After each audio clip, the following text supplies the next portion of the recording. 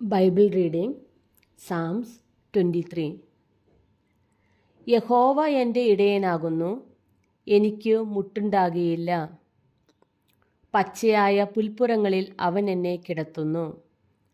സ്വസ്ഥതയുള്ള വെള്ളത്തിനരികത്തേക്ക് എന്നെ നടത്തുന്നു. എൻ്റെ പ്രാണനെ അവൻ തണുപ്പിക്കുന്നു. തിരുനാമനിമിത്തം എന്നെ നീതിപാതകളിൽ നടത്തുന്നു.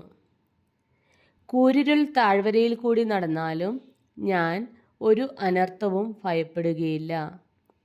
നീ എന്നോടുകൂടെ ഇരിക്കുന്നുവല്ലോ. നിന്റെ വടിയും കോലും എന്നെ ആശ്വസിപ്പിക്കുന്നു. എൻ്റെ ശത്രുക്കൾ കാണെ നീ എനിക്ക് വിരുന്നൊരുക്കുന്നു. എൻ്റെ തലയെ എണ്ണ കൊണ്ട് അഭിഷേകം ചെയ്യുന്നു.